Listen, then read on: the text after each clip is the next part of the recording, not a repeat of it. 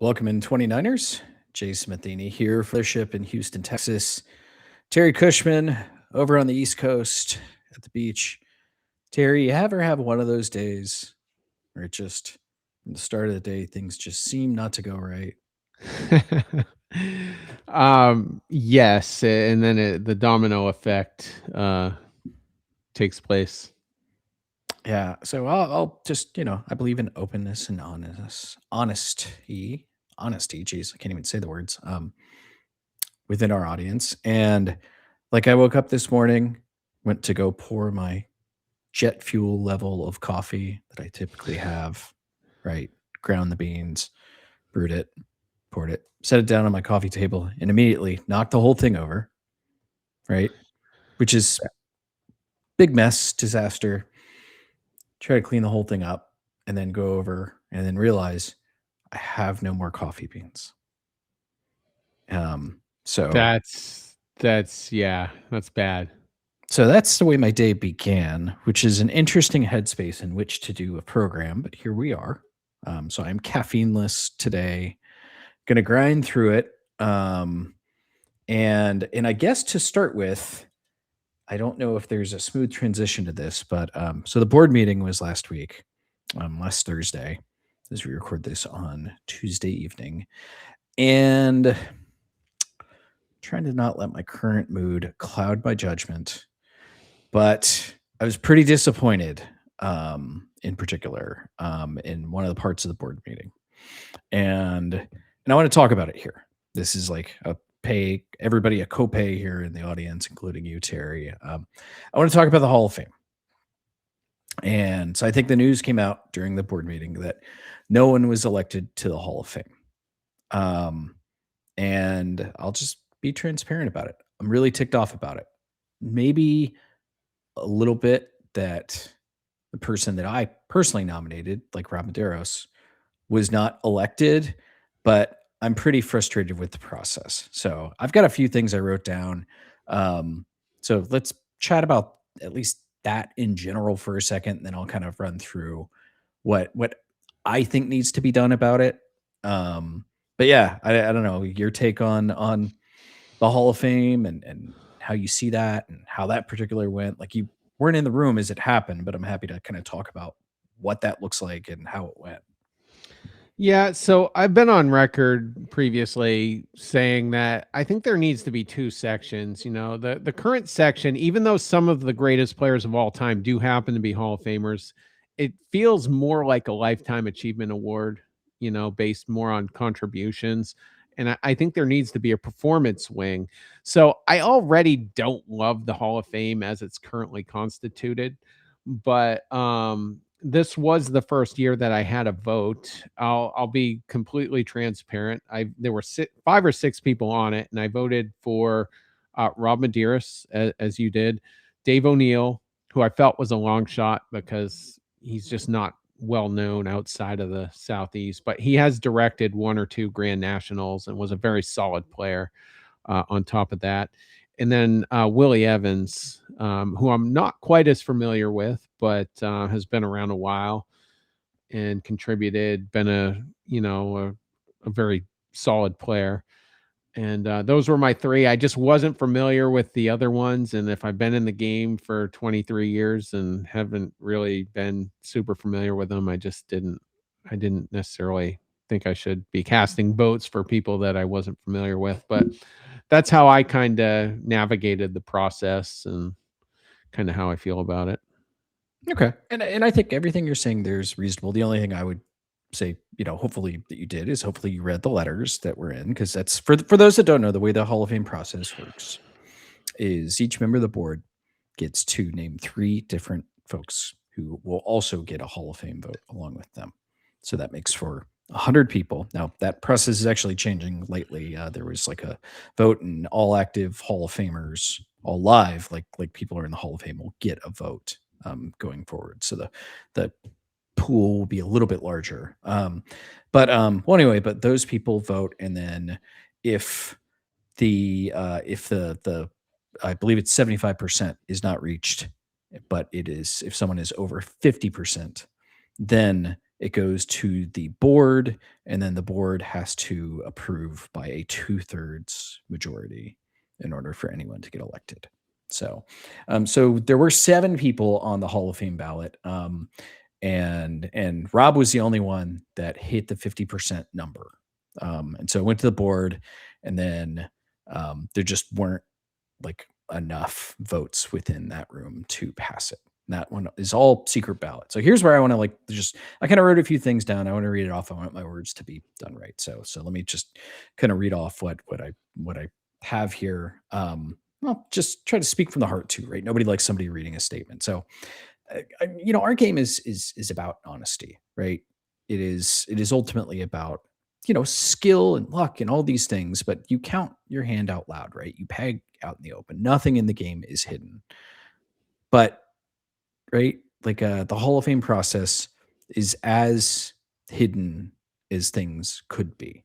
It is decided by secret ballot, and I feel like it should be public. I understand why people in the past have argued for secrecy within the ballots, right? It means that you can't pressure a voter, right? You can, try to lobby and do all the things you want to do.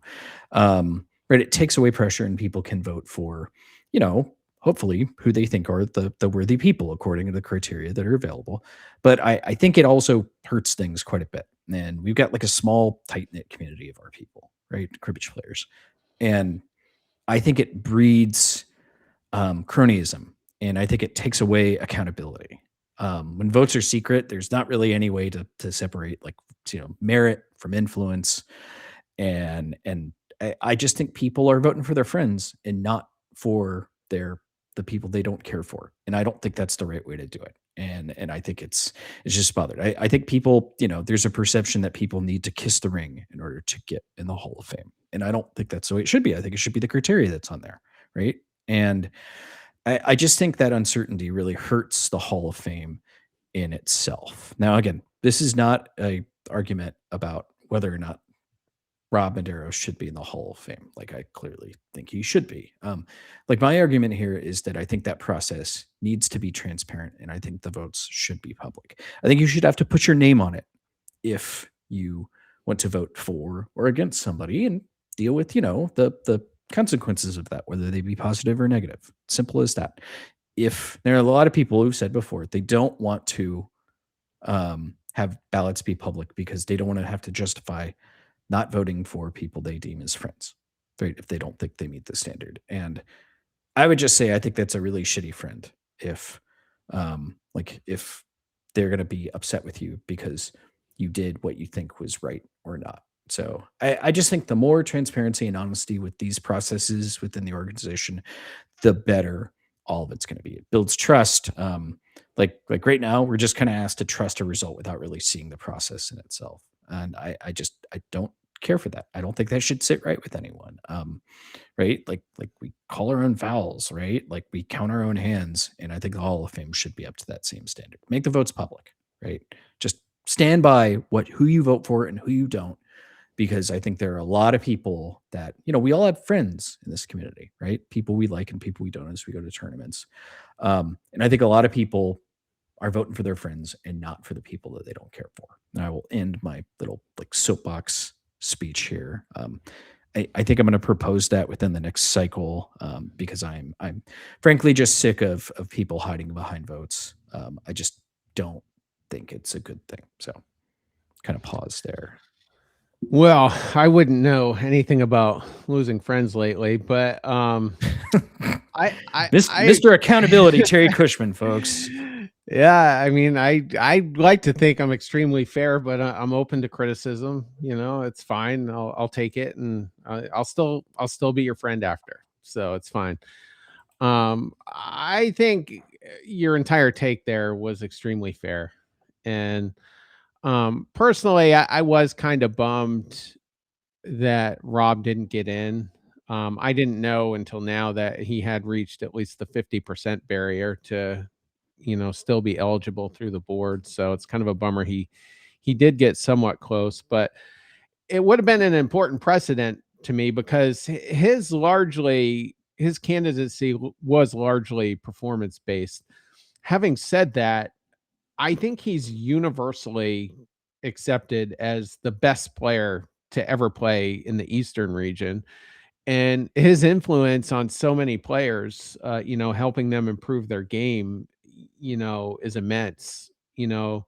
I think me and Kendra are two of the more notable ones because we were like built from the ground up. He was a big part of that. And I think even some of the other greater players in the game who were naturally talented, I think Jerry Hardy, Mike Fetchel, Dave Stats, I think they're all in varying ways influenced by Rob.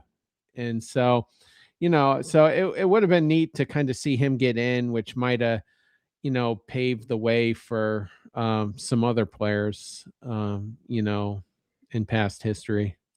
Yeah, I mean, I wrote a letter. I don't think his candidacy is in a doubt in my mind, but I think that again, my issue is not so much that he got voted down in this cycle, right? We can have disagreements about how we see worthiness of players or not, but what I don't like is that the process is so secretive and just people don't have their names on them. I just think and again, if you are somebody who's selected to be a Hall of Fame voter and you feel uncomfortable with putting your name on who you voted for and who you didn't, there's a pretty simple solution to that, right? Don't be a Hall of Fame voter. Simple as that. Don't do it. I just think that the ACC as a whole, I think the process is I'm somebody who lives my life pretty transparently, right? The way I live and the way I like speak and like I'm not somebody, I'm not even organized enough to lie, Terry. Like, right? I'm too like absent-minded to bother trying to keep up with my own lies. That's why I just try to be honest with everything that I do and honest with myself. And I think more of the voters should be that way too. Just right, put it aside whether or not you like somebody, and I don't think that you should vote for someone whether or not you think they're a nice person or not. That's not what the Hall of Fame is about. It's about the specific criteria that's in there. So I'm like, no, I disagree with you. Like I think our game is one that requires like right volunteer work. None of these tournaments happen without a lot of people doing a lot of different things. But I think there are a lot of different ways to contribute. And I think there are more ways to contribute than being on the board of directors or running a tournament, right? I think there's ways to contribute through the ways. Like, and again, I don't want to make this a Rob show. Like that's why Voldemort started in this whole thing because I didn't want us to feel like we were like fanboys of anybody on this program. Um, I think that it's essential to our process and to the game that we don't, like hide the processes. Just put your ballot out there, folks. And again, I'm going to be submitting that as I'm sure it will be voted down summarily and quickly, but yeah, I just think the votes should be public. Just put your name on it. And like I said, I intend to submit my ballot publicly, like moving forward. So I would do the same if I continue to vote. yeah, yeah. It like I said, the process is frustrating, and listen, I understand. Like in an organization, like I was in that board meeting on Thursday, right? It's a long meeting, and it is. I made no secret about that. Those meetings are my least favorite part about being on the board. But I understand things have to be done. Like hopefully, we subcommittee these things up, and the meetings are maybe a little shorter, and those who have things to say are able to say them succinctly. Like some of the technology things can be a little frustrating, but I understand the room wasn't built in a day. So again, like I say this from a place of love. Like I don't want to just tear down the board of directors or the Hall of Fame process. I just think I want it to be better. And I just feel like there is the stink of cronyism in so much of this that if you are not that person who kisses the butts and I don't know what other metaphors you want to throw on that. Like you're not going to get in, and I just don't. They kept out like Dwayne Toll and Eric Locke for however long. Those are like two of the are inarguably. I really don't think you can argue those are not two of the I don't know 3 or 4 best players of all time, and they had to wait and yeah, just don't care for that. That's all. Here's a controversial take, but Oh, yeah, first time ever for that with you. Go on. Yes. I think the board in and of itself is too clicky and more about personal interests than the interests of all. I really believe that. And, obviously I've had a front row seat to some really jarring stuff in the last handful of months, but I just think we just need to look out for the greater good of the organization, and not just like the big weekend tournaments, but grassroots as well. I think, and so I would just like to see a more, I don't know, a more better effort to everyone putting their best foot forward and remove all the personal stuff. I think that's easy to say and hard to do.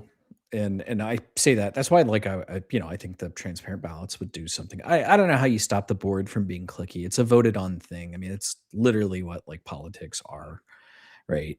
So I'm all for that. I just don't know of a smooth way to do that. As somebody who's like on the board, like I accept my part of being a part of the beast, right? And how that operates. So okay. So, anything before we move on? Because we've got a fiery fantasy draft for this week, I think. Well, in regards to what you just said, I mean, I don't disagree. It would just be that much more remarkable if everybody just kind of banded together and could accomplish something like that. Okay. Yeah, I'm okay with that. I'm okay with that. I'm all for like a smaller board, like more committees and stuff, but that's another decision for another day. I've heard that so much. I've heard that so much in the last couple months. Yeah, I think that would be great. But again, another show on that one. So, all right, totally unrelated. The fantasy draft this week, certainly unrelated to any Hall of Fame decisions. We're going with the worst decisions in sports history for the fantasy draft. Certainly not saying that that certain people being left out of the Hall of Fame is the worst decision in cribbage. We're certainly not saying that whatsoever. But yeah, that's what we're going with this week. Yeah, no smooth transition here, except for the nickel of destiny, and which I will flip here. And just because I'm in a bad mood, I'm going to call it. Okay. And I'm calling tails, believe it or not. It is, in fact, a tail. I think it's like the first time in like 9 episodes I won the toss. So pleased with that. And I will gladly defer on this one. I don't have a single like one in this that I think is like a clear choice. And just to clarify, we are saying just worst decisions in sports history. So I think this could be a trade. I think it could be a play call. It could be a like a release. It could be anything. So at that point, Terry Cushman like wearing a Red Sox hat with a Red Sox flag in the background. I feel like one or two of these have to be at least Red Sox related for you, but you surprised me many, many times. So please go ahead with your first selection. 0 of them are Red Sox related. Okay. How many are NASCAR? I've got one. Okay. All right. That's which fine. I'm probably going to save for last. All right. It's a compelling story though. But I'm gonna number one. I'm just gonna take it. The biggest Hall of Fame snub of all time. Pete Rose, I think, unequivocally was a Hall of Famer. He was essentially banned from Major League Baseball when he was found to be betting on Major League Baseball games. And at that time, or the time he was caught, he was actually the manager of the Cincinnati Reds, and so his playing time had wrapped up. And the one thing they never caught him on, and I didn't do enough research to find out if they could unequivocally clear him of it, but he never bet against his own teams. So in a way, so he wasn't, in other words, throwing games to win bets, which would have been the ultimate sin of all time had he done that, other than maybe taking steroids. But he's among the MLB hits leaders. He was, a cornerstone of the Big Red Machine team, which ironically beat the Red Sox in the 1975 World Series. We did have that iconic moment with Carlton Fisk where, he hit that home run that just barely stayed fair. But and now that he died fairly recently in the last couple of years, I think he was 83 years old. They are going to apparently take another look at maybe getting him in, but it should have happened when he was alive. And the one thing where he didn't do himself any favors was he should have confessed right away. I think I think maybe they would have been a little bit more kind to him had he done that instead of for a full decade deny that he ever bet anything on baseball. But I think he belongs in the Hall of Fame, and he's one of the greatest, probably maybe the greatest player of the 1970s. I'm not historically strong enough to say that, for sure, but certainly one of them. Okay. It's an interesting argument about Pete Rose, like yes or no in the Hall of Fame, because it is kind of the ultimate sin in baseball. And it's interesting, just you kind of put that up against the world that we live in now. And I feel like more and more sports leagues are having scandals, right? There's a big one in the NBA right now. It's happening in college sports over like gambling, hurting the integrity of the game. And that was kind of I don't know, like the cornerstone of a lot of that in that era. I've always said like Hall of Fame stuff is, can you tell the story of, whatever time period without that person? It seems unlikely you can do that without Pete Rose, but I think a pretty big asterisk in that is there. Keep in mind also with like, right, the Baseball Hall of Fame is the Baseball Hall of Fame, not the Major League Baseball Hall of Fame. It's kind of two different things there, right? You want to throw them out of Major League Baseball, but Hall of Fame is different there. Okay, that's an interesting choice on that one. Yeah, I keep jumping between like 5 and 6 of these. Like I don't have like a single one that I think is the biggest like bonehead thing. I tend to be more about like personnel moves than anything else, right? Like trades versus like plays and things like that. And I will say the Herschel Walker trade in 1989. I assume you're familiar with this one, Terry, or at least know of it. I know you're more baseball than football, but Yeah, I mean, I know he was one of the more notable football players in the 90s, but I'm not familiar with that. So this was 1989. Herschel Walker was kind of a big time guy in football. He's a running back, and running back was kind of the power of like the NFL, kind of before like passing was really the thing, which is kind of the era it is now. And basically, he got traded for like a massive just huge package of players that kind of just built the Dallas Cowboys dynasty in the 1990s. Like they ended up winning 3 Super Bowls, and it was mostly from the picks that they got in those trades. So I think like at the time it was seen as bold and interesting, and it ended up being just one of the worst trades really ever in sports. I can't really imagine a worse one there. So I'll start there. With my next pick, God, there's like 8 different things I feel like I can go with. You know what? I'll be the one that takes a Red Sox one. It's just simply selling Babe Ruth, right? Oh, The yeah. Red Sox selling Babe Ruth to the New York Yankees to fund a musical. It's like a good like trivia question. Do you know the name of the musical as a Red Sox guy that they used the sale of Babe Ruth to fund? It was a Broadway thing, but no, I forget. No Nanette is Oh, the name of yes. that one. That's what right. Yeah. So certainly Cursed Bambino, all that other stuff. 1919, $125,000, which, back then was not a light amount of money or anything. It's not a light amount of money right now. Like if somebody wants to try to buy something for me for $125,000, I will most likely hear you out. But yeah, that one I think that will live forever. So I'll take that one. Okay, back to me. I'm gonna take another one. I thought I could be sniped on this one, but I'm getting the vibe I probably wouldn't have been.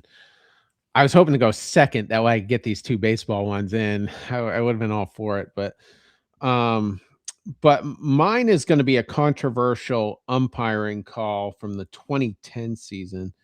And shout out to Brian Gurdon because this one probably stings for him. Armando Galarraga was the Detroit Oh, Tigers pitcher on the mound, and he had a perfect game going. And, you know, I don't know how many there's been in Major League history, but perfect games are exceedingly rare. You're probably only going to see one at the most in a season, and maybe not even one per season. And then there's the no hitter. And the difference is, in a perfect game, you might walk someone, or maybe someone reaches on an error or whatever. A no hitter is simply maybe people get on base, but nobody gets a hit. So a perfect game is more rare. And he was in the ninth inning, 2 outs. I forget the Cleveland player's name. He was kind of a journeyman type guy. It wasn't a notable player. He hit a soft dribbler to, I think it was second base or something like that, and it was Well, going to be you've a close. researched this heavily, huh? As we, a lot of show prep for this one. I'm scatterbrained. That's what it is. I need your Adderall. If I had that, I'd be sharp as Yeah, hell. yeah, But yeah. We can work out a deal. We can. yeah, I might have won 30 tournaments if I'd been on Adderall.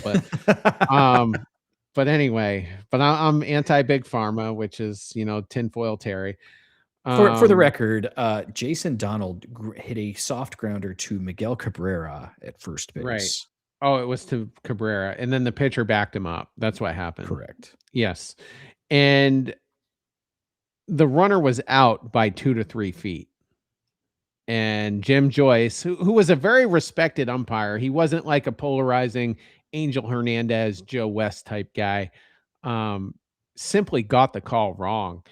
Yep. And the next day he was interviewed about it, and he literally cried in the interview because he admitted, yep, I got it wrong, and yeah, I feel bad. And Galarraga wasn't some household name. He wasn't Max Scherzer or Roy Halladay. Yeah, kind of a journeyman pitcher. Yeah, it's kind of the only thing. So a very unlikely guy to be in that moment. So anyway, he got screwed out of it. I think he was like given a truck or something. He was like rewarded for it. And it's just too bad that it happened. But being Mr. Accountability, I do respect Jim Joyce for owning up to it and going on the record to admit his mistake.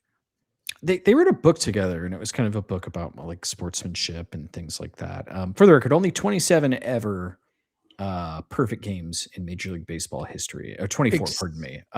24. So there's very, very, very few. For those who aren't sports fans, like a no hitter is something that happens in baseball, once or twice a year. It's still a big deal, but a perfect game is a big, big, big, big deal. And again, there's only 24 ever in baseball. 21 since 1900. So 21, like in, 126 years. So shows you it's like once every 6 or 7 years if you're lucky. And with the era of baseball now, right, where pitchers just so seldom go that deep into games, like you hear every once in a while, a player will get taken out of the game even when he has a perfect game going because they just don't want to wreck the player's arm. So yeah, big deal on that one. And I think that's a good pick on that one. That's maybe the worst like umpiring call of all time. So I call that Armando Galarraga and Jim Joyce. One of them for sure. Official list. But again, credit to Jim Joyce, the umpire, who actually spoke about it and did the things. And you're right, there's a lot of baseball umpires that are kind of seen as, I don't know, like jerks. And he does not seem like he's one of them. So, all right. I got my last two. Or I'm sorry, you've got another one here that was. I thought I just went 2 in a row. You went first, so I think then I did 2. No, you went first with Pete Rose, then I had Herschel Walker, and then Babe Ruth, and then you had this one. Okay. So, perfect. Keep all right, keep order going here. Scatterbrained, as I said. Yes. All right. So my next one is going to be a boxing one. The first fight between Lennox Lewis and Evander Holyfield was very controversially a draw. I remember watching that fight thinking Lennox Lewis won probably 8 or 9 out of the 12 rounds. And something was a little off with Holyfield. He just didn't look sharp. He looked flat. And Lewis won the fight handily. And then very controversially, they had it a draw. One guy had Holyfield winning, another judge had Lewis winning, and then the third judge had it even. So that in boxing, that's a draw. And why it personally stung for me was I was a huge Lennox Lewis fan, and everybody ducked Lennox Lewis. Riddick Bowe threw the belt in the trash. Michael Moore didn't want to fight him. Mike Tyson didn't want to fight him. Eventually, they did fight at the end of Tyson's career, long past when it should have happened. but Tyson needed the money, so that's why it did ultimately happen.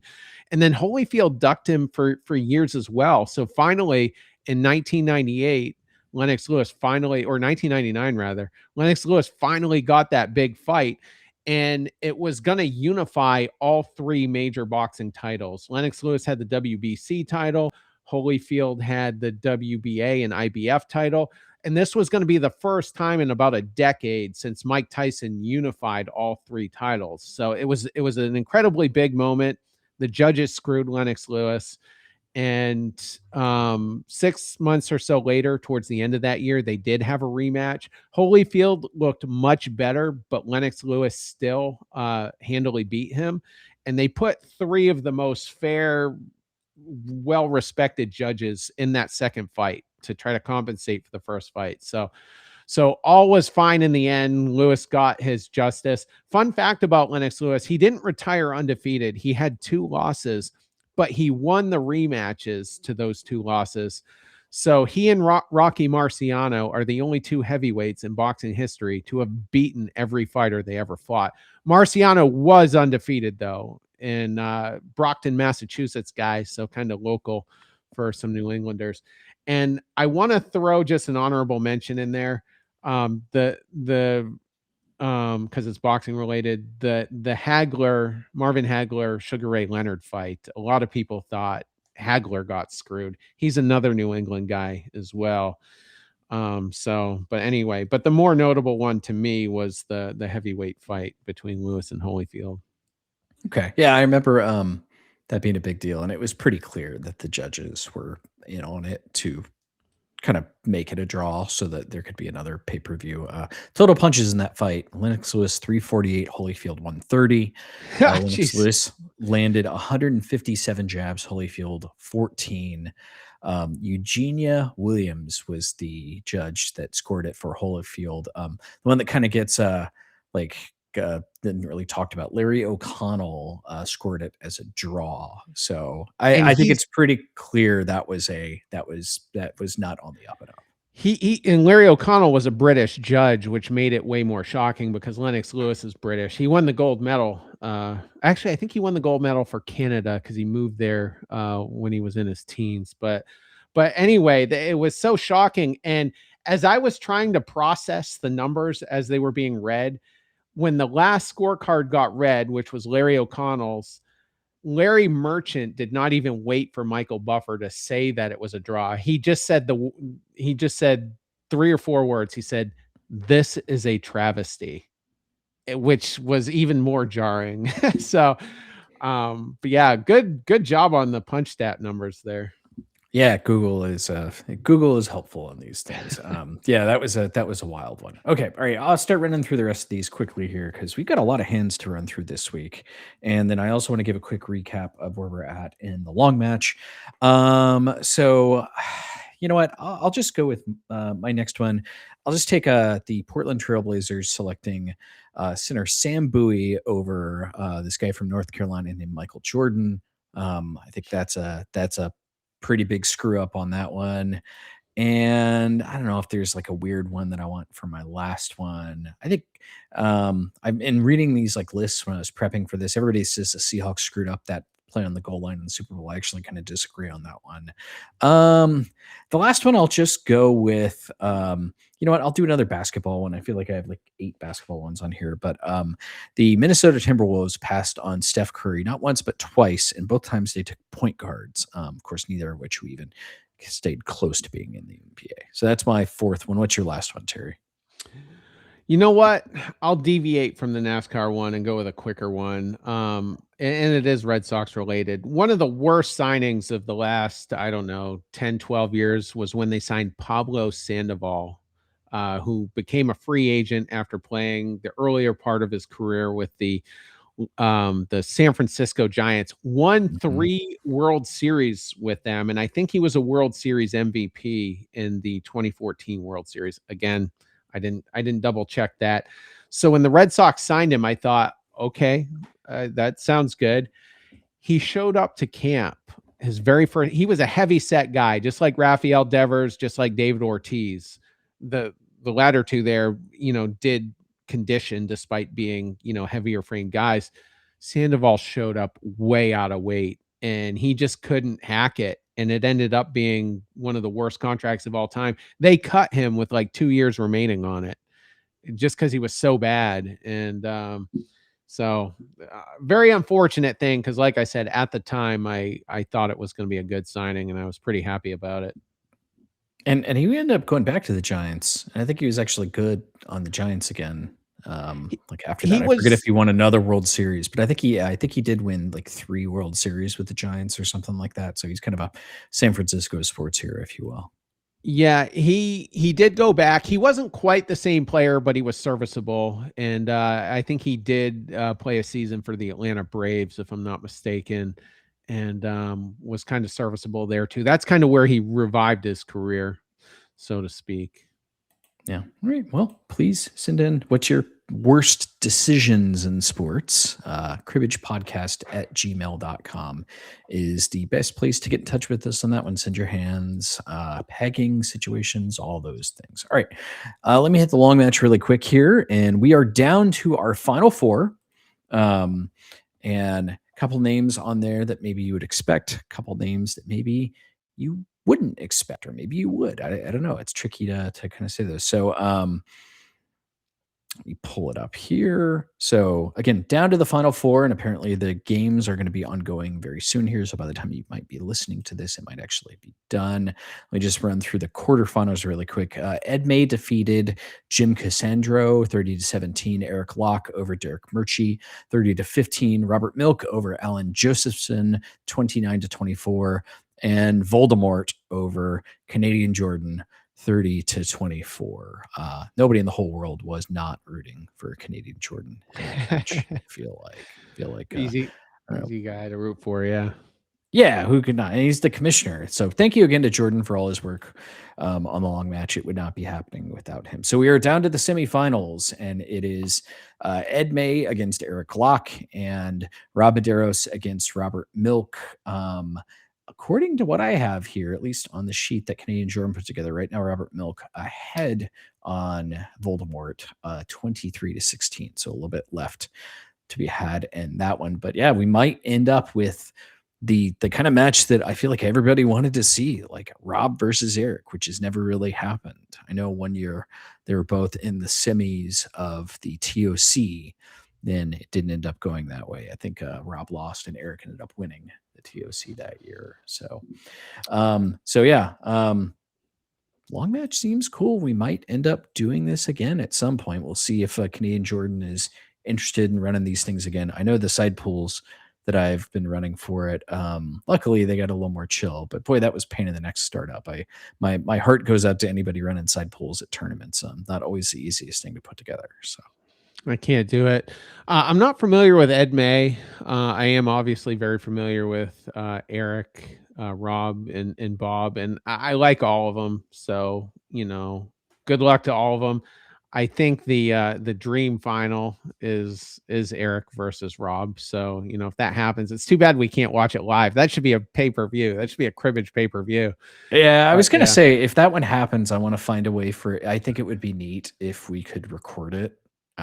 Like I know on my phone when I play matches, like you can it's pretty easy to just record stuff. You can. So I'll see if I can find a way to make that happen. I think that would be a neat thing to share. Canadian Jordan could probably figure that out too, I'm guessing. And I just want to say, Derek Murchie is probably my best friend in life, since the 7th grade.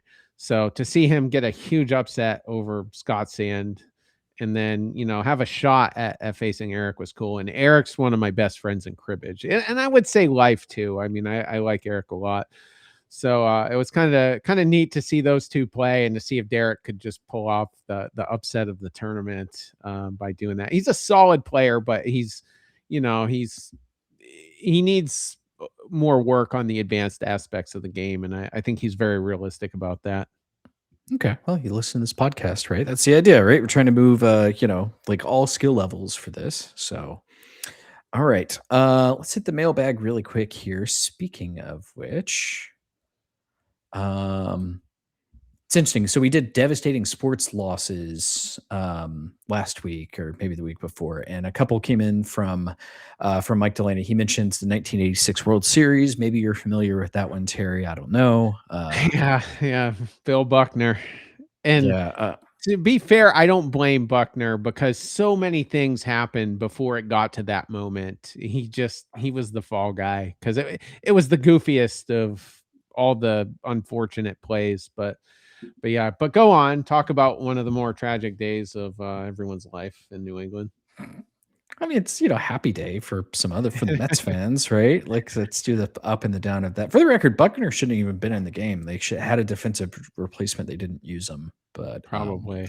so I feel like that's an interesting one also. So it's pretty clear that Mike is a Cowboys fan because he mentions two in particular. He says the catch, which is the Dwight Clark catch against the Cowboys, which is not really seen as like this devastating thing, but there's a plus and a minus to every story, right? So if you're a Cowboys fan, right, that one kind of hurts and it kind of kickstarted a lot of the like San Francisco 49ers, like kind of dynasty, Joe Montana era, stuff like that. Also mentions the Des Bryant catch that wasn't a catch against Green Bay. That one seems unfair. Like that one seemed like that was a catch. I don't understand that one still. That was the year where they really made it complicated in terms of catching it and did he control it and whatnot. And Mhm. I think they've haven't they loosened that up since then? Kinda. I don't know if you can kind of tell what a catch is or what isn't, but I feel like that's one of those. Somebody said once, if you get like 10 drunk guys in a bar to all agree on something, that should be the call. And I think that's one where like 10 drunk guys in the bar would have agreed on that, but did not happen. Then it mentions also reference you earlier, Marvin Hagler losing to Sugar Ray Leonard in a split decision. Hagler never fought again. So Mhm. appreciate Mike for passing those along. Let me see what else we have here. Got an email from Jacob Zinicola who says, "Hey guys, inquiring minds, particularly myself and a few folks from my grassroots club, want to know if there's any developments in the case of Dave Aiello and Terry Weber, which were brought up in the episode after the Fort Walton Beach tournament. Has been any further mention that I can recall." Oh, Jacob, I don't think you've been on Facebook a lot lately. In more recent podcast episodes, and we haven't noticed anything in Cribbage World. If you could share anything, we'd appreciate hearing it. I don't know if we want to get into that one today. Let's just say that case is ongoing. I know you are following that one pretty darn closely, Mister Tinfoil Terry. And I guess we apparently there will be some news this week, supposedly on that. I don't want to speak for the board or the ethics committee or that process, but my understanding is that process is ongoing. Yeah, in fact, Wednesday night will be the hearings. I'm not clear on whether a decision will be rendered, but hopefully it will be. And this thing just needs to go away, and hopefully, the outcomes will be fair, you know.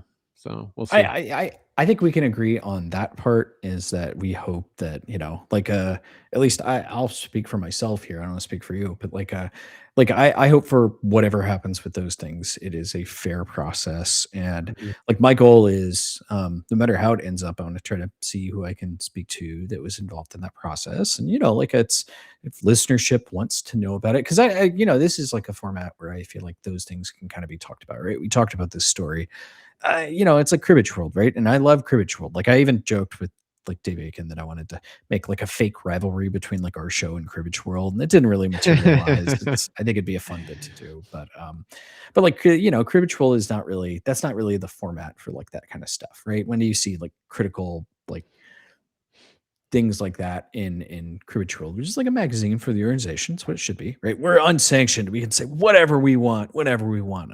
Some people on this show say things, whatever they want, a little more than some others. I'm not going to say who, or but yeah, that's kind of how it goes. But yeah, I honestly like, yeah, that's a story worth covering, and we're going to talk about the things on this program that we think are worth being talked about.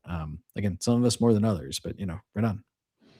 Yeah, I just like I said, it's a really dark part, I think, of ACC history, and it's important to note, even though we are unsanctioned, we want the organization to thrive. So Yeah, of even course. I though mean, I think that goes without saying. Yeah. I may come across brutally critical, within the next week, but I want the ACC to thrive. Like, it's a I big think part of my life. your heart is in the right place. It is arguable sometimes if your words are in the right place, but I think who of us wouldn't say that? So Yeah, I'm not the most politically correct person.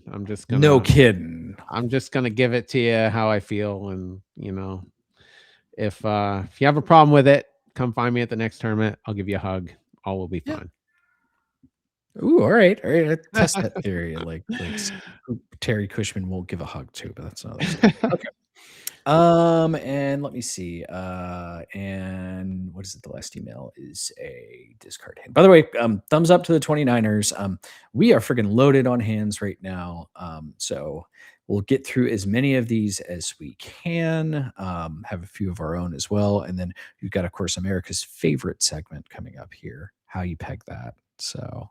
So again, cribbagepodcast@gmail.com for your thoughts on hands, pegging scenarios, the game itself, us, whatever you think.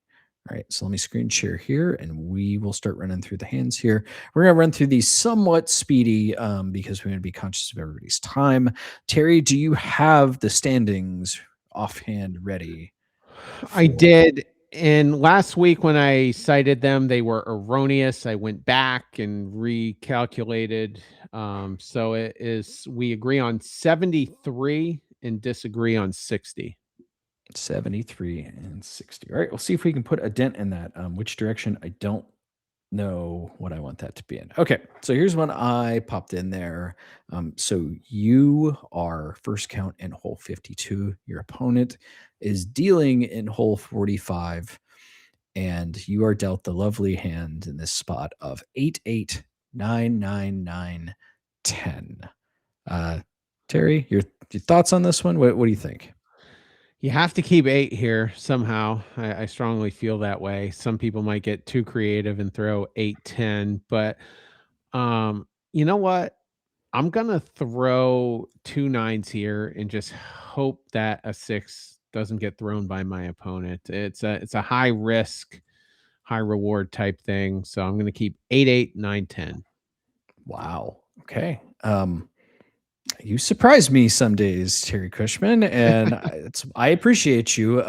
But I think I see this one quite differently. This, from a positional standpoint, you're in hole 52. Your opponent's dealing in hole 45, depending on whether you're using like a 26 or 25 theory. They are dead on the line, and while there isn't really a good defensive throw here, I'm going to throw my 2 most defensive cards that I can here. Being that I hold 3 nines, in that case, I am the one that's going to go with the wacky 8, 10 throw here and hold 8, 9, 9, 9. So I think being that I hold 3 nines, I'm really not that worried about throwing 8, 10. I've still got a heck of a draw, right? I've got a cut at 17. I've got another cut at 15. I've got a 6 cut at 12. So I just think that's the way to hold this one. One of the things I like about it, and this is a how do you peg that type scenario, but I like the option depending on what the cut ends up being. I could either lead the 8 to try to get a 3-point run here at the cost of possibly giving up a bigger run to them on the next play, or I could lead the 10 and then try to get the 2 8s in for 31 for 4. So I like the pegging versatility here is part of the reason why I like it. I just think both of those are kind of plays that are offensive plays. And to I'm me, this is a spot that kind of screams defense. But okay. if I smash a cut, then I'm happy to kind of go after it a little bit. But I just, like I'm overly traditional here, just throwing 8, 10 and leading a 9, right? Typically I lead from trips when I have them. Like in this spot, right? You get yourself in a lot of trouble if you don't sometimes. I just think that's how this one should be played. I feel like though they're going to relatively be in position either way, unless they have a dud hand, of course, which could I happen. mean, but so if you're playing 26 theory, 43 is the dead on number, right? So they're only 2 ahead of that. Like I don't think it's some given they're going to be in position here, right? Like they just need to be a little bit below average. Right? Like with your average, like before you pick up your cards here, right? You're sitting in a hole 52. On average, you're going to get 10 points with hand and pegs. So on average, you're going to be at hole 62. So you have 7 points or 8 points to make up, depending on which, like positional theory you're playing here. I just think that like you can still play somewhat optimal here, and really I would lean more defense before offense. So to me, 8-10 is I wouldn't call it a no brainer. Like I when I picked this hand up, I was not thrilled at where things were, but I just think that's the more analysis I do on that one, I really like the 8-10. Okay, fair enough. Okay. I'll put that as a 1.5 chili pepper disagree here.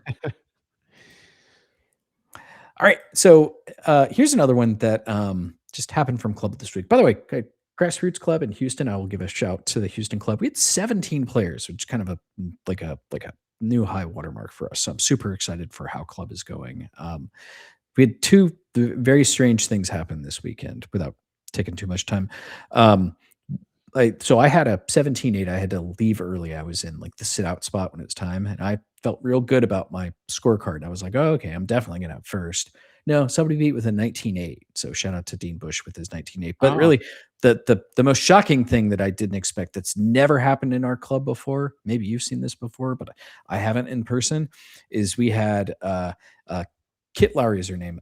She had the almighty of almighty. She had a 12-4 score in our wow. club. I have Um, never seen that. I'd never either. So 12-4 is impressive. There were 7 skunks in the 9 games that she played. So she won 4 skunks and she lost 3 skunks, got her grassroots points with the 12. So credit to her. That was awesome. So anyway, okay. So here's one of those hands from club. So you are dealing in hole 94. Your opponent is first count in hole 97. The hand that you are dealt is 5, 6, 6, 7, 9, 10. Terry, I feel like there's 2 very distinct roads to take here, but I'm curious if you feel that one is stronger than the other. I think there's only one, and with no hesitation whatsoever, I'm throwing face. 5-10. Really? Okay. So I think the other possibility here is 9-10, and that's actually the road I opted for. Wow. Um, yeah, I want the 8 in my hand and the kind of bigger draw. 5, 6, 6, 7 pegs very, very well as dealer, right? If your opponent has all faces and fives, you're gonna bang them up pretty good. Mhm. I'm not thrilled about throwing 5-10 in that particular spot, right? I'm dealing in 94, so I got to get going. I got to get out. I like the chances of getting out a little bit better with the 9-10 there, right? There are situations where you're going to whiff that cut and not really have much of a crib, but I think I have to hold my points there and hold the better pegger. I think I'd have to be in the 98 or 99 hole to keep it that way. And I mean, I think 6, 6, 7, 9 is pretty good too. I mean, if they lead a middle, you're scoring and you're not really worried about getting tripped there for the most Yeah, but I part. mean, I'm So, scoring. Let me take issue with you in this one then, because I feel like mhm. if they have middles and I hold 5, 6, 6, 7, I'm scoring, right? Like unless they lead a 9. Like, True. well, I mean, even Yeah. if they lead a 9, I've got 2 sixes there. So I feel like 5, 6, 6, 7 covers like everything with that just as well, even better than 6, 6, 7, 9. Um, if anything, I feel like the closer I am, right? If I'm dealing at 98 or 99 or 100, like you're saying, then I might be more likely to throw the 5-10. Right. This one, the holding the 5, 6, 6, 7, it's kind of the bigger draw, right? You have cuts at 16. You have a Kabangi cut, if you will, right? Like an 8 cut. It's a very, very good like cut if you're throwing the 9-10 there. So I think we see this one different, but not trying to tell you you're wrong, but I think you're wrong. I don't know. I mean, this would be a good one to pull on the podcast. I don't know if they lead a deuce or an 8. I mean, you essentially have everything covered if they score on you, assuming you play a 6 there. So I just think 6, 6, 7, 9 still pegs pretty well. And I just think the overall, if you don't peg at all, I mean, I think the better overall value here is to do it with to load the crib keep 6 and 2 and go for it. But It's one of these like middle of the board. Like if we're both at 30, I think there's more of an argument for that one. But this one dealing at 94, I just, like I need the bigger draw. So, all right. But yeah, I agree. This is a good one for the cribbage community, for the 29ers and folks. So we'll get our audio video intern, which is Terry Cushman, to maybe post these as a cutout for Facebook. So sure. All right, here's another one. And funny part is I had this one at club, and then later I started playing a little more on Cribbage Pro, and I had this one later on Cribbage Pro, and I don't remember what the position was. But actually, I do remember because I think I took a screenshot of it, of my one on Cribbage Pro. But I wrote both of these down, the same hand, to kind of go through. So, so in this case, you are dealing in hole 25. Your opponent is first count in hole 26. And the hand you're dealt is 7, 8, 9, 10, Jack, Queen. So sometimes these 6-card runs can be a little tricky on how to throw them. Like early in the game here, Terry, you have a strong feel? I like Jack, Queen here. Okay. Any reason in particular? Like tell me why. I think it's one of the better throws to the crib because so many people are going to try to dump kings into there. So you could have a run of 3, maybe even 8 as well. And I kind of like the way 7, 8, 9, 10 pegs. I would probably lead the 7. Normally I'd lead the 8, but I'd lead the 7 in this case to try and pair a 10. It's your crib, so right, you're not leading anything. Oh crap, so, you're right. Yeah, My bad. So I botched it. I did know it was my crib, but yeah. Yeah, with the Jack, Queen through, and then I had a brain fart. But we've got the Terry Cushman mode activated. We are kind of used to most of the time these hands are. There's no saving. You are leading. Yeah, well, we can't make it quite big enough. Appreciate David Hayes for making the effort here, but still doesn't work out. Maybe we need like a giant, like you are the dealer, and it's like you do not lead or something like that. Or maybe audio alerts, but that would be annoying. Get like a shot collar for you or something. Yeah.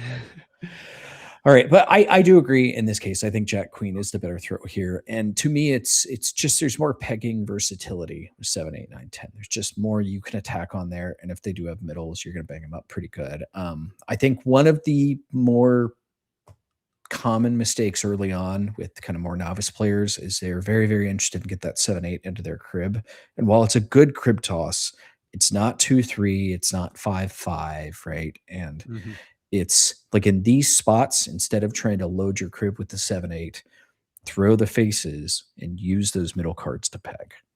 So we'll call that one A. At least we got one agree out of this thing. I know. All right, this one came from Steven Dugas, Doogie, who is former Rookie of the Year. He's former Rookie of the Year now, right? At this point, or is he still in his like reign? I forget if that's like the Miss America thing or if I'm a season behind. I think it was the previous season. So he's the reigning Rookie of the Year. So it's current. He's still got the tiara on at this time. Okay, good. So all right. So it's a kind of a classic spot, and I like this hand. I appreciate him for submitting this one. So you are first count 12 out. You're in hole 109. Your opponent is dealing in hole 97. And you're just dying to pick up a double round in this spot or something nice. And you have ace, ace, 5, 6, 8, 10. Okay, so I think it's backwards. It's showing. Oh, you're right. Yeah. Hey, you know what? I screwed it up. Yep. So yeah, you are not the dealer. So mark this down for a Jason screw up. So yes, you and I. In fact, I'm going to pause the screen here and check my inbox to make 100% sure that was the problem that he sent. I mean, when I first saw it, I'm like, why is this on here? Yeah, no, that's a mix up on my part here. I could probably fix it in Cribbage 121 if I need to. So yeah, we'll just ignore the dealer aspect of it. So you are non-dealer in hole 109. Your opponent is dealing in hole 97. Ace, ace, 5, 6, 8, 10. I would agree. It's not much of a decision if you have the other way to do it. I've been all out offense this whole segment here, but I really don't trust throwing the face 10 here. If I was maybe holding a pat 8, I could probably do it, but you're only holding 6, which gets you to the 115 hole. So I'm gonna throw 6-10 and just hope I can manufacture some points here pegging if I happen to miss the cut. Okay. If you so how are you going about that? Just curious. Like, so you're talking about holding ace 5 8. Um, right? And let's just say that let's go with a king cut. King cut's pretty neutral, right? There's not a lot of cuts with ace 5 8 that don't get you to at least 6 points, right? I think the Mhm. the three is the only one that doesn't get you there. Thinking off the top of my head, yeah, I think that's the only one that doesn't get you to at A least 6 four, points. a four won't get you Yeah, there. and I guess a 4 doesn't get you there either. So most cuts get you to 6 points. Let's say you just get 6. What's your plan? Like, what are you trying to accomplish? How are you trying to do it? Well, I think you have to hold the aces for the end. I probably would lead the 8 here because, a lot of people, if it's a good player, they'll dump a 5 on it. Some players might even dump a 2 on the 8. So I'd probably start there and then just simply try to get them in the end. That's an interesting thought. For the record, I'm holding this the other way. I'm throwing the 10-5 and just living with it. But if I opted for the other route, I think it's very cut dependent. Let's say the cut's a king, right? Which doesn't really do much for 6-10. Like, my mind kind of jumps to defense there. Um, and that I'm not really dying to, like, I'll treat a little bit, but I'm not really itching to have things go wrong, right? If I've got a 6, a 10, and a king that I know about in the crib, right? Or let's say it cuts a 2, right? I've got a 2, a 6, and a 10 in the crib. Those don't really connect. I feel like it's pretty unlikely that the dealer is getting out in like their next hand from this spot. So I would rather opt for a little bit more defensive. I probably just lead my ace, try to get my 5 out of the hand as quickly as I could. Who knows? Maybe there's a spot where they pair the ace and then all of a sudden, then bingo bango there. Yeah, I'd hate to end up just in the 115 or 116 hole here. So while my discard is defensive, I would peg as aggressively as I can. And that's just my brand, I guess.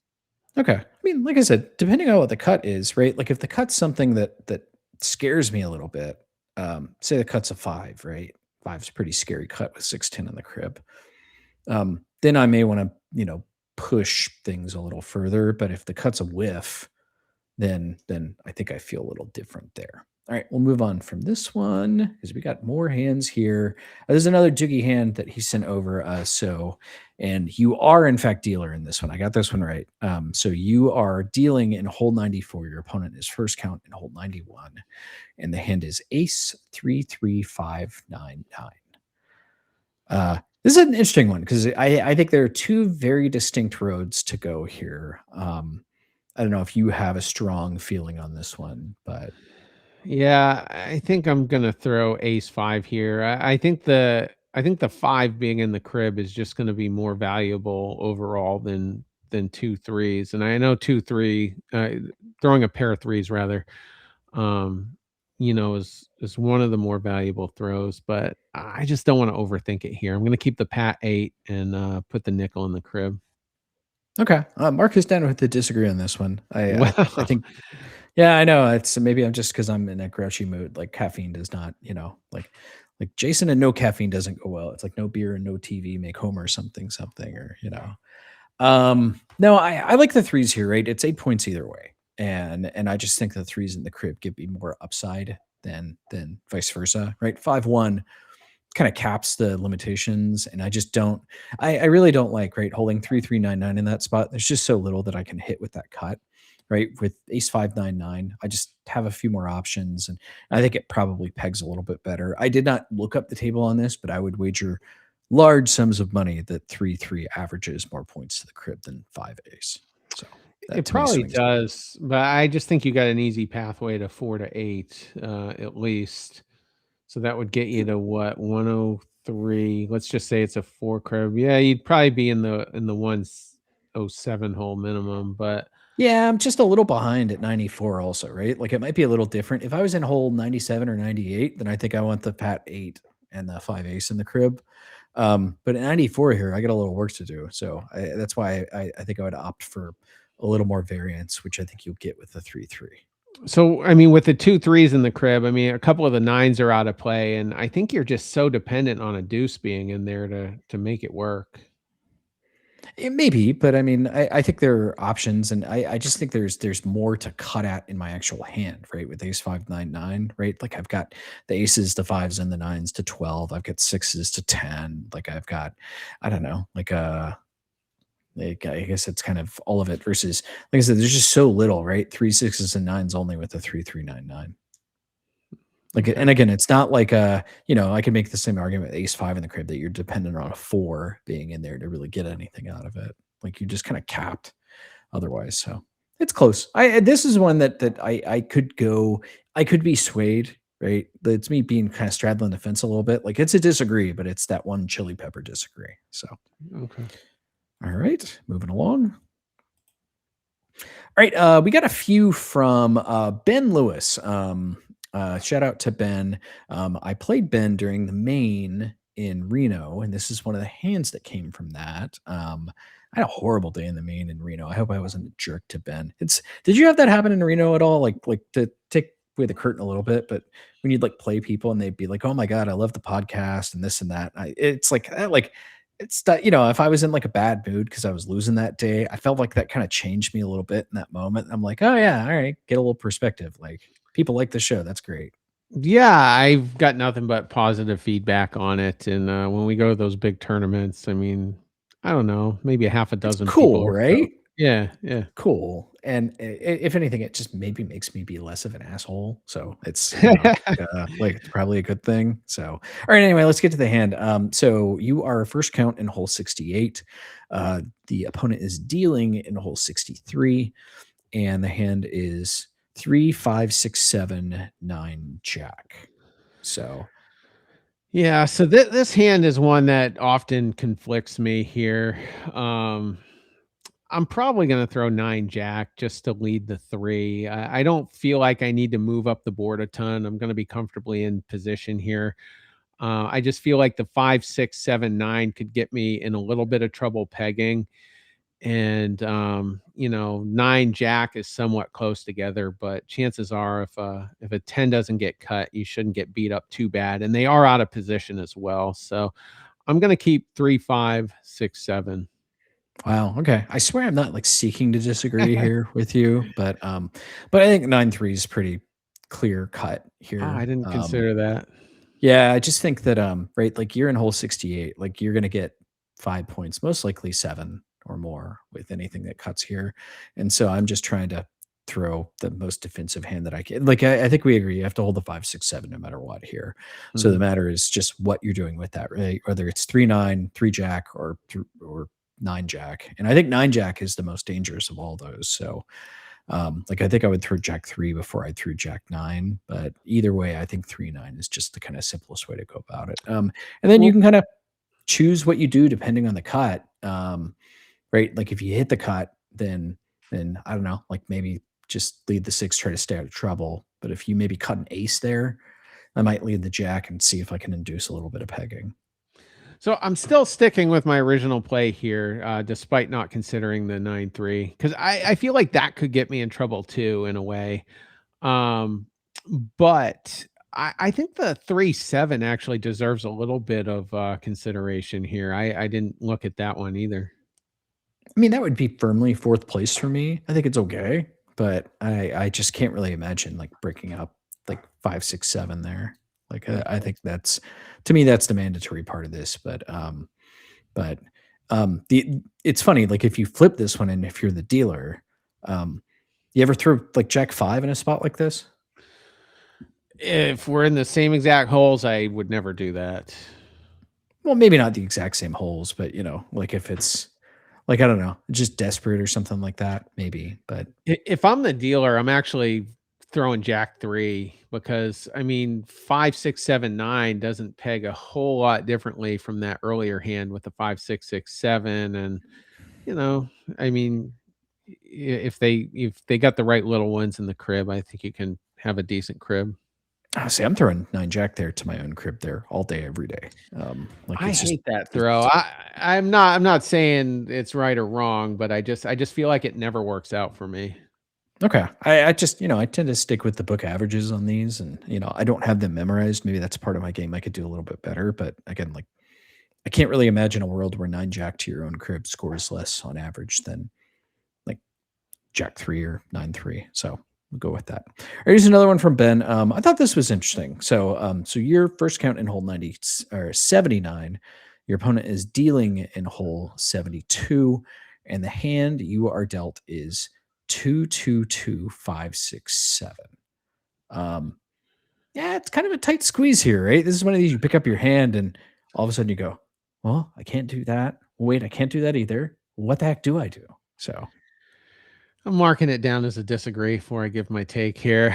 all right. That's I'm impressed, but go Everyone's on. gonna hate this, but I'm throwing the deuces. I mean, I just really want to get to that What? 90-91 hole. I know. But that's what I want. I want to get to the 90 or the 91 hole. Maybe I'm too aggressive here. But what I like about it is depending on the cut, and if I cut into it, I'm going to be that much more aggressively. Let's just say I do cut into it. I'll probably lead the 7 just to get the 3-card run, even if I do get killed in the end. But you could also lead the deuce here and maybe do some damage on them if they have middle cards. But I don't love it. You could go deuce 7 here and it'd be nice and safe, but you're not, chances are you're not getting to the 90 hole, and they will be in position at the end of this hand, I feel like. So I'm just gonna risk it for a biscuit and go for a cut, preferably a middle card. Every once in a while you break down one of these hands and I say, well said, you said it perfect. Like, can't add anything to it. It's all wrong on this one. That's fine. Yeah, this is the exact opposite. I feel like everything you said is a fail on this one for me. I while I do agree, your opponent is in position, albeit by 2 or 3 points. I am throwing 6-7 in this spot. Like I want 6 points instead of 5. The way you're holding it is 5. There are still some cuts with the 2-2-2-5. Like I'm not thrilled about throwing 6-7 there, but I'm not like, your risk is a little bit mitigated, right? Like if the 8 cuts, you're still pretty happy with that cut despite throwing the 6-7 in the crib, and you can kind of go for it. And I have some flexibility in offense and defense. I've got 3 of the 2s in my hand, and I threw 6-7, so really they're limited to the 5 or the 8 doing them well. I've also got 1 of the 5s. So yeah, I feel pretty good about that. I'm going to end up with 8 or more points in my hand, and I'm kind of shift my strategy based on how I do that. Or like I'm almost always leading a 2 out of that, but just like this is one of these spots I just don't really like. I don't think I'm throwing 7-2 here. I do agree you have to kind of attack a little more. I just think the way of attacking is maybe I think I would do it a little differently than you here. So if you miss the cut, what are you leading?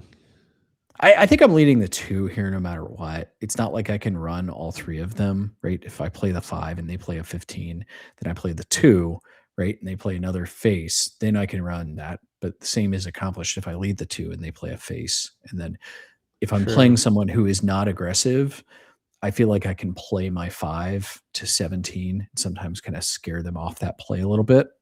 If it's a good player, right, then maybe it's a little bit different. But I think that's kind of cut dependent and what happens there. Yeah, I didn't consider the fact you could still get the 2 deuces in with a deuce lead. So I guess that's good. Yeah, I mean, like I said, if you're really gonna go wacky with it, you could lead the 5. But just in general as a practice, like unless it's a face card combo, like I'm leading from trips almost always when I have it, because you can get yourself in so much trouble. Like if you lead the 5 and you're playing a sharp opponent, they play like a 4 on it, you could really be hating life. Well, if they play a 4 on a deuce, I mean, you're still stuck, I think. But Well, I feel like I can run my 2 back there and feel okay, and at least I have an answer if they have the 3. yeah, maybe. I feel like if we miss this cut, chances are, even with both of our holds here, I think there's probably a 60 to 70% chance we're gonna lose this game either way. Maybe. I mean, I think it depends, right? 6-7, and to be honest, I'm not gonna knock your deuces too badly there, but, like, the 6-7 can brick the crib pretty easily, right? Like, if they throw, like, jack queen and we cut, like, a 3 or something, I don't know, like, right? That can be a dead crib pretty easily. It could be 1,000 in there, right? It could be 24 or something, but Yeah, I think that's true with a lot of connectors. I mean, that is my yeah, mindset sometimes. Yeah, it's a high risk, high reward type situation. yeah. I think the only thing I agree with you on this hand, right, is that aggression is kind of what you want to go with here, right? I don't think I would throw 7-2 and opt for like a defensive hold here. I agree with that part. Just the way I would go about it is different than how you would.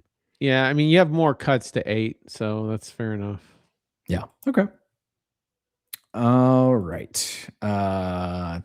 Yes, here's another one from Doogie. We got I think two more here before the end of the day. Yeah. There is a flush in play here. So your first count in hole 106, your opponent is dealing in hole 94. And the hand you have is another one of these 6 card runs here: 3, 4, 5, 6, 7, 8. But there is a 3, 5, 7, 8 flush. So like I said, not your crib here. To me, I think this is like a slam dunk, but we have not been super agreeable today, so I reserve the right to be surprised.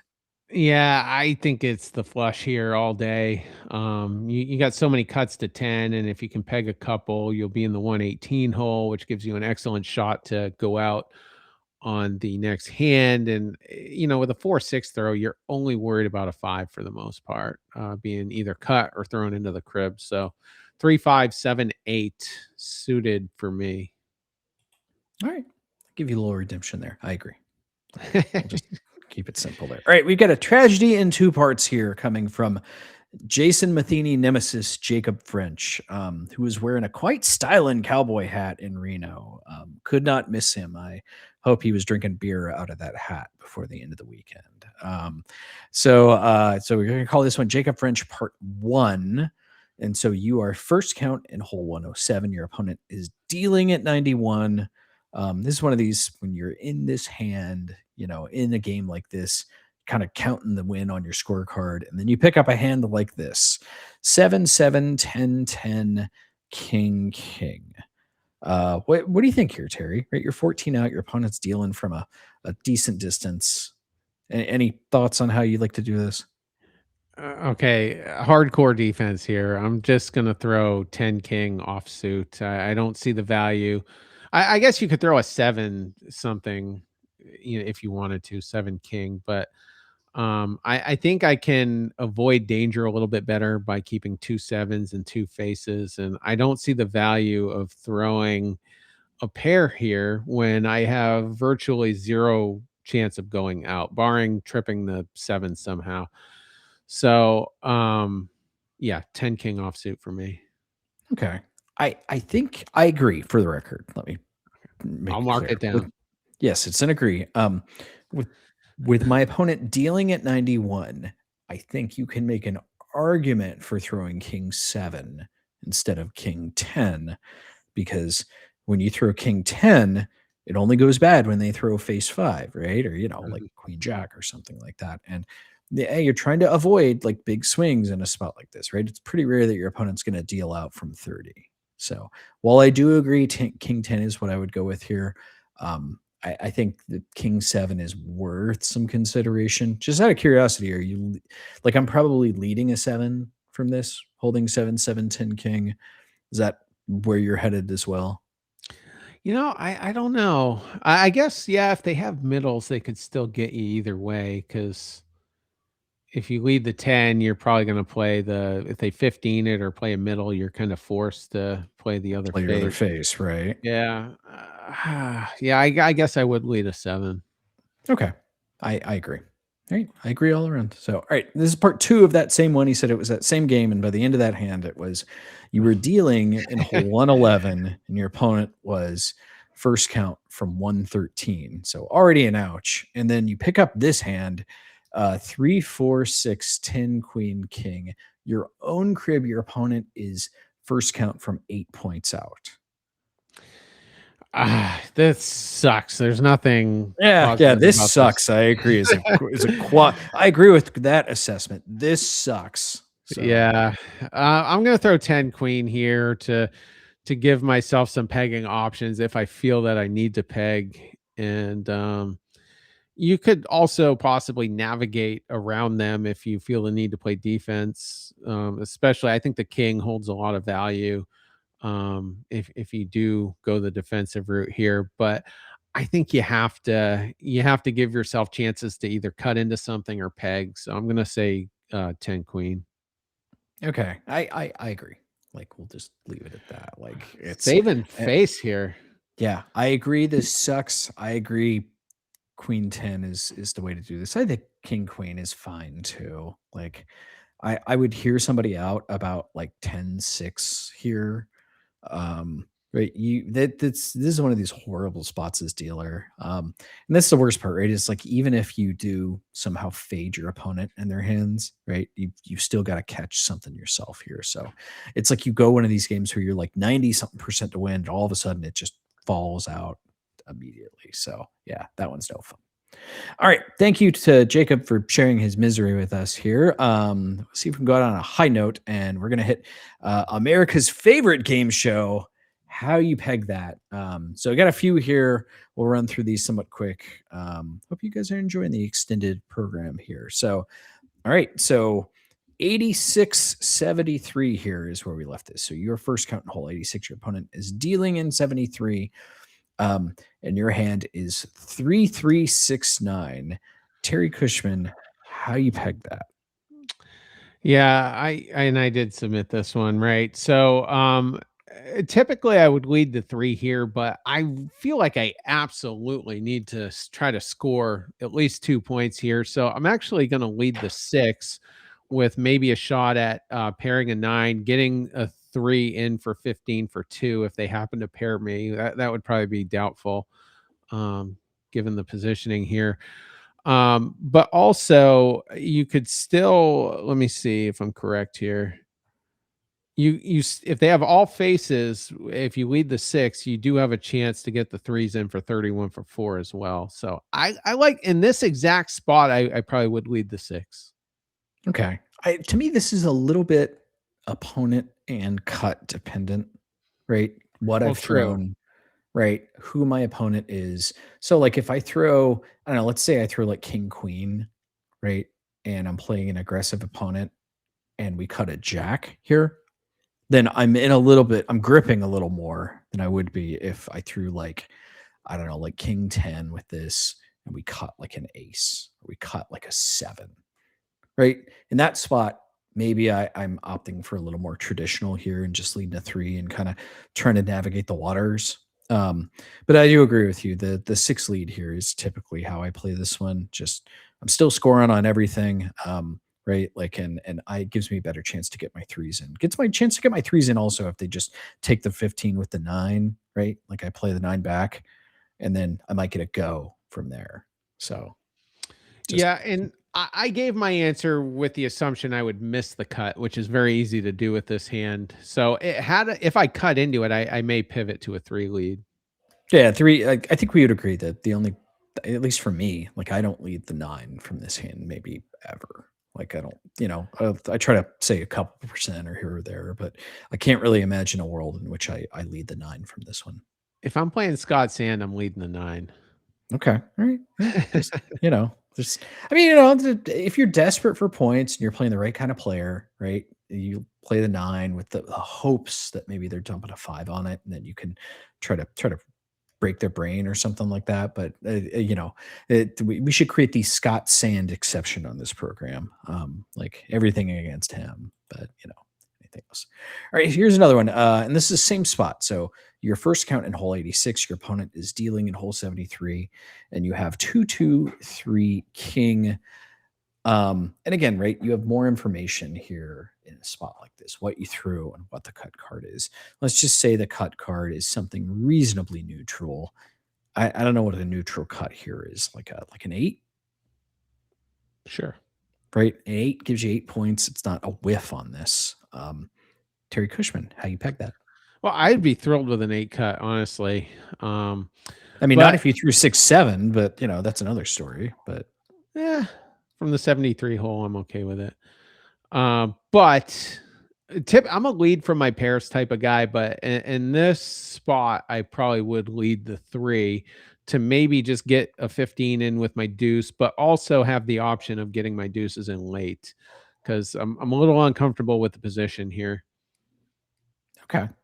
To me, this is again very. You're going to hear me say this a lot in how you peg that, but so many of these things are opponent dependent, and that sometimes I feel like I have pretty good feel for my opponents in a lot of spaces, and some people in spots like these are incapable of pairing a lead card. Now, sometimes that's the right move, right? Like if I'm in hole 73 here, I'm not dying to pair anything, and my opponent is leading, so it makes me a lot more likely to lead the three. Now, there are some people, I don't know, like Mr. Offense. Like if I'm playing you in this game, Terry, right? Like I think you're capable of pairing a lead card here. So that one I may opt to lead the two, but I think in most spots against most opponents here, I'm leading the three with the thought trying to hold back my pair, trying to, so many times you'll lead the single card here, right? Your opponent will play the face, you play the 15, and then they'll pair it. That's a big no-no. Like if you're committed to not pairing, why would you pair the second card? So just let that be a lesson for those out there. For the record, if I'm in the 73 hole and I miss the cut, let's say, and I'm not feeling super great, I'm 1000% going to pair everything. Okay. I'm not saying that's necessarily wrong, right? If you miss everything here, I kind of agree with your standpoint. But most of the time in hole 73, unless something wild is going on here, you gotta kind of try to lock things down a little bit, right? So, all right, let's move on here. We got a couple more before we close up shop, and hopefully I seek some therapy. So you had mentioned this in the group chat. I thought this was a good one. I just set the position at your first count in hole 45. Your opponent is dealing from 41. And you'd mentioned this is just like it's a great hand, but it's a horrible pegging hand. 4, 5, 5, 6.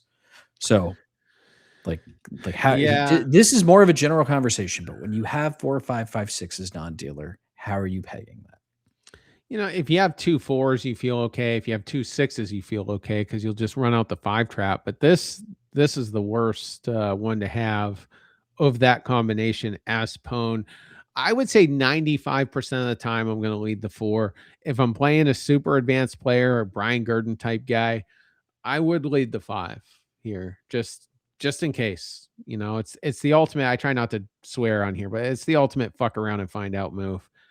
And so that's kind of how I see it. So generally speaking, the 4 would be the lead. If you lead the 5 and they just play like a face on it, are you playing another 5 on it? Are you dumping Yeah. the 4? I just think my 5's going to get me hurt on the other side of the go, possibly. And if they pair my 5, at least I have the 6 to come back with 31. Okay. I think if there are some spots, I think where I would reserve that 5 lead for a spot when I can afford to lose a little bit on the pegging, but I can't afford to get obliterated. Well, Right?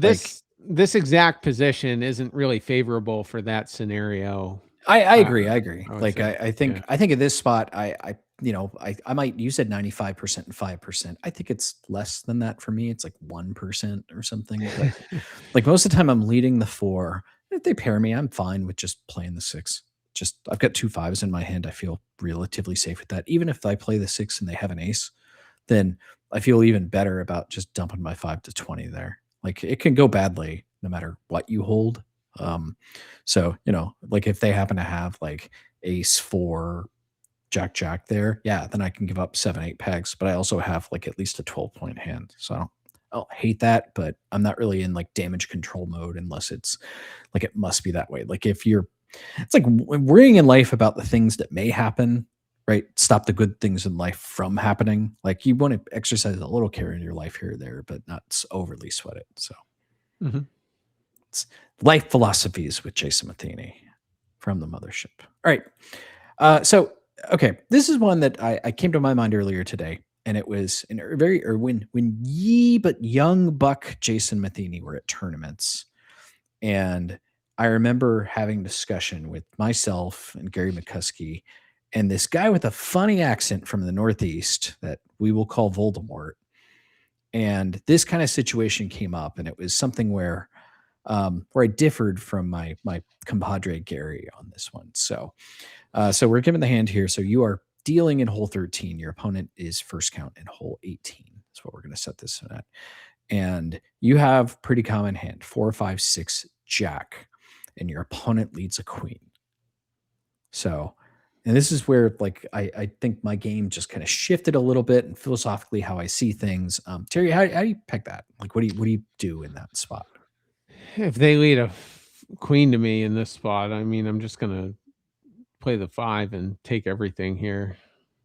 Okay, I agree. That's where Mike and in the Delin book, right? It talks so much about the 11 theory, right? And there are a lot of spots where if you take the 15 there, it ends up, you don't smash in the pegging, right? You don't win the pegging 3-0, 4-0, right? Um, but I feel like there are so many good things that can happen when you take that first 15. A lot of spots, right? They just have all face cards, or maybe, and this is something I've coached people up on, right? Like if you're holding a 5 and 3 faces and you lead the face and they take that 15, you don't always want to pair that 5 because then you can really get banged up if that happens. So I agree. I think that's kind of the nuance of this one is like I like taking the 15 in that spot, assuming the position is not like prohibitive. Mhm. So, all right. So here's another one. This one came from Ben Lewis. I thought it was interesting, and he gave a note about the pegging on it. So you are the dealer. He said 0-0, and the hand you have is 7-8-9 king. And I need to check the inbox on this one, but if your opponent leads a king to you, I believe is what he said. How do you like to peg that? Oh, yeah, that's rough. 'Cause I mean, if you don't take the 2 points, I mean, you're probably just gonna get a go or less card. If they lead the king to me, I'm probably pairing it. Okay. I broken record here, but this to me is opponent dependent. Um, like if I'm playing someone who's good here and in that spot when they lead the face, a lot of times I will play my 9 because I kind of expect a good opponent to dump a 5 there. And my goal is right, get that first 31 and kind of hold them off the pegs. Um, so That's a like good I point. think, yeah, so I like the 9 play there. In those spots, it leaves me a 7-8 in case something funky happens and they end up running out their cards, right? Say they have like face, I don't know, like I'm trying to think what it could be that they would have. Like, I don't know, like face 6, like in face 6-4-4 or something, right? Like they play their face, I play the 9, they play the 6. I guess that wouldn't have them. But anyway, there are some spots where they would run out their cards and I can get the little sneaky 15 on there with the 7-8. I'm sure I can create a scenario in which that happens, but didn't right now. So If I'm pwn with this hand, I love leading the king to try to pair a middle. And if I don't have a play on their play, I'll dump the 9 and try to keep the 7-8 together to see if I can do something on the other side. yeah, I agree with most of that part. Again, I always tend to again if I play somebody that I don't think is a fantastic player, I'm gonna opt for a little more caution. I'm not dying to offer up trips, especially if I'm playing somebody. Let's just be honest, somebody I think is real bad. Like I'm not dying at the thought of like trading points in that way, but I get the idea of where you're at there. One of the things Rob did teach me though is kings are the most commonly tripped card during pegging. Interesting. Yeah.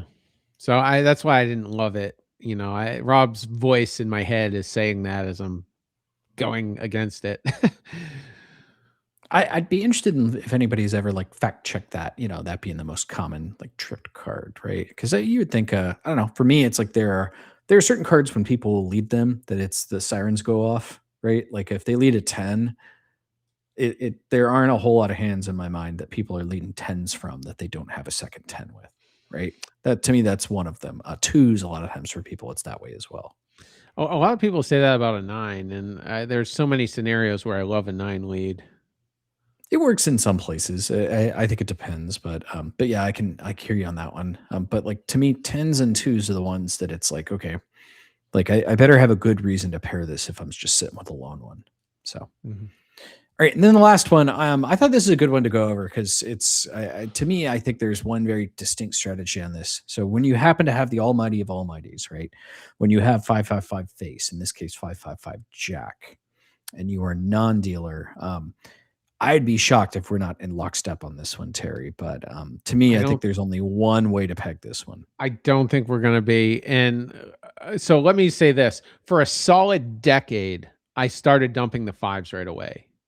I honestly, that's how I did it. And I just felt like I was getting burned so much. So I pivoted and I hate to kind of give this person credit for at least planting the seed. It was still a few years before I did kind of make that change. But Brittany Pierce told me, or Brittany Pichette now, told me she likes to lead the face here, and she just felt like it was less damaging. And she made the point at the time, and this would have been about, probably it must have been at least a decade ago, that a lot of West Coast players favor the face lead. But I did eventually switch to it, and after I did, I find myself getting burned way less. You still can, obviously, but it's one of the least ideal pegging hands to have. Yeah, I mean, it can go ugly no matter what, but I feel a lot more comfortable leading a 5 from trips in this spot and giving myself options on that next play, right? If you play the jack, if you lead the jack from this spot, then you have no more choices to make the rest of the hand, right? Your only choice is to renege or not. Were you hoping they don't have threes, fours, and sixes, Yeah, by yeah, doing it my you way? know, But yeah. It's just like you can get banged up pretty good either way there, but I just and feel like you're automatically giving up five almost every time, it felt like, by leading the five. interesting. So why 5, right? Like you said 5. So So what? they're gonna pair you. Um, Probably no, they're gonna 15 you, then they're gonna get a go, and then they're probably gonna get one of your other fives on the other side. So you might actually give up six here rather. Okay. I just feel like, right, if I play the 5, they play a queen on it, right? Play another 520, they play another face to 30. That's like 3 holes. Then at that point, I'm comfortable leading my jack, and it looks somewhat disguised, like I might run them off another jack play. So yeah, if they happen to have the case 5 and another 3 faces, it can go very badly. But again, I would say that's pretty rare when you hold this hand in particular. So Okay. I like the 5 lead from this one, but I get kind of where you're going with that. Like in general, I feel like the 5 lead has become like it's something where I feel like people think they're being fancy by doing it, and there is a distinct time and a place for it, but I think it's a little overdone. Okay. Fair enough. All right. Well, it was an angry day today, Terry Cushman, but I feel like I've had a little bit of therapy today. So I thank you, and I thank the 29ers for hearing me out on a frustrating day. Hopefully, but you know what? Tomorrow is another day, just like every cribbage game is another game, right? You still start at hold 0 in most games, unless you're playing like captains or something like that. So just like cribbage so often is a metaphor for life. You just on to the next one and try to leave everything as behind as you can. So that's what I will do with today. Hopefully, I will acquire some coffee beans so I am not. It's a fun story. When I worked in like an office environment, I used to sometimes quit caffeine just to prove that I could to myself. And I remember at some point I did it once, and I was a supervisor at the time, and the team that worked under me kind of had an intervention. And at some point they said, "Hey, Jason, would you mind start taking caffeine again?" I go, "Okay," like point taken. So yeah, I will attempt to get back on the sauce for future shows, maybe be a little more agreeable going forward. So I'm 70, probably about 80 hours actually into a 6-day fast.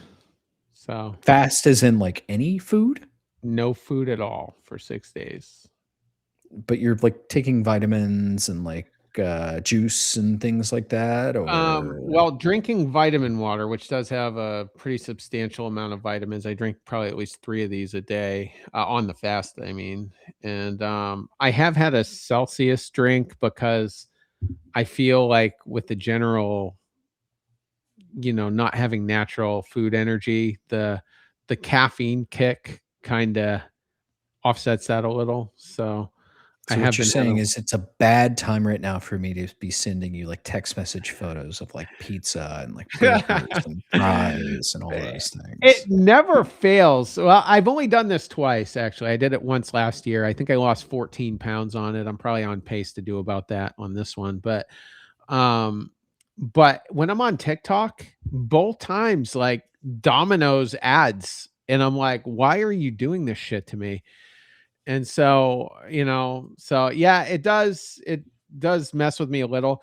And if any, I don't necessarily recommend doing this to, for other people, but you're the hours 24 through 48 hours in the fast is the hardest time because you feel like crap. And then the next day you feel better and then a little bit better beyond that. So, and then today I'm not physically hungry, but I'm psychologically hungry, if that makes sense. So I just feel like my mind just keeps telling me, okay, it's dinner time, and I'm like, oh, well, I'm not eating for another 3 days. So that's what I'm battling at this stage of it. Okay. I'm happy for you and like, like I'm happy you figure out your path, you do the things you need to do and, I'll do the things I need to do. Like consult your doctor before eating There- Terry There's olives Cushman's on that. food standards. If, Yeah, there you go. if, So you, if that's you showed if me you a pepperoni one, I'd be dying right now. But yeah, I'm safe. I'm So doing there's this as a olives. favor to you. Like I'm showing you all of pizza to try to like curb your hunger pangs. So Ugh. yeah, everyone, please consult your doctor before you like to live the life of tinfoil Terry is not for the meek. It's not for everybody. Let's just leave it at that. So. All right, Yeah. folks. Well, we will close up shop. Thank you, everybody, for listening. Stay tuned. We will see if we have a special program in the next couple of days. I hope to God not, but I've got some strong opinions on what the hell has gone down. Spoiler alert: everyone thinks that probably Dave Aiello is like the forefront of it. For me, it's not. What's going on with Keith and Weber is deeply concerning to me. So yeah, maybe we'll do a show, maybe we won't. Hopefully, it's the latter. We'll see. Cribbage podcast at gmail.com. And maybe we still will. If interesting developments come out, I'll just end the tease there. It's a good place to reach the journalist of the program, cribbage podcast at gmail.com. We need like you to have like cribbage rumors at gmail.com. Cribbage like National Enquirer cribbage at gmail.com is the tinfoil email address. Honestly, I can map out very clearly a roadmap on why I feel the way I feel. So the memes of you like drawing string on the wall and all those other things is just is absolutely needed. All right, we're before we go too far in that rabbit hole, we're gonna close up shop. Thank you everybody for listening. Everybody have a great week. Thanks for all your participation.